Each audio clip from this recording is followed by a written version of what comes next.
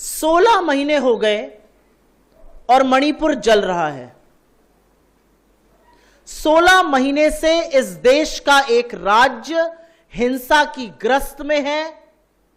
वहां पर हर तरह की अगजनी, लूट, हत्याएं हो रही हैं। 16 महीने से जलते हुए मणिपुर में अब एक नई तरह की हिंसा भड़क उठी है। पिछले 10 दिन में मणिपुर में करीब 11 से 12 नई हिंसा में भड़की करीब 11 से 12 मौतें हुई हैं। मणिपुर में एमेच्योर गन्स की जगह अब आरपीजी लहराई जा रही है। मणिपुर में गांव के ऊपर ड्रोन से हमला हो रहा है। गांव के गांव ध्वस्त हो रहे हैं।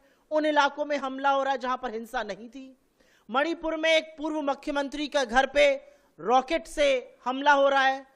मणिपुर के राज्यपाल के घर पर पत्थरबाजी होती है। मणिपुर में सुरक्षा बलों पर हमला होता है। उनके शस्त्र छीनने की कोशिश हो रही है। तो ये क्या हो रहा है मणिपुर में? मणिपुर में इंटरनेट बैन कर दिया जाता है।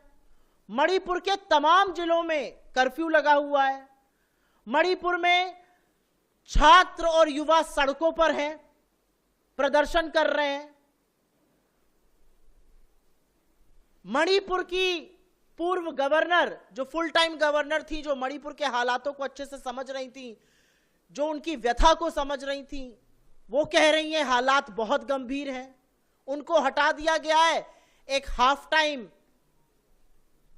गवर्नर अपॉइंट कर दिया गया है। मणिपुर के सारे एग्जाम स्थगित हैं। तो इस देश का एक राज्य जहां पर जा जाकर बड़ी बातें करने में नरेंद्र मोदी बयानबाजी करते थे, वो 16 महीने से जल रहा है। और इस देश के प्रधानमंत्री के पास 1 मिनट का वक्त नहीं है कि वो मणिपुर चले जाएं। वो चुनाव में मणिपुर नहीं जाते, उसके बगल के राज्यों में होकर लौट आते हैं। वो अमेरिका, फ्रांस, ब्रिटेन, ग्रीस, रूस, यूक्रेन सब जगह घूम आते हैं, बस मणिपुर नहीं जाते हैं। क्या ये किसी भी मर्यादित सरकार के लिए लोकतंत्र में स्वीकार्य है कि इस देश का प्रधानमंत्री ने एक राज्य को अपने हाल पर जलने के लिए छोड़ दिया है? कोई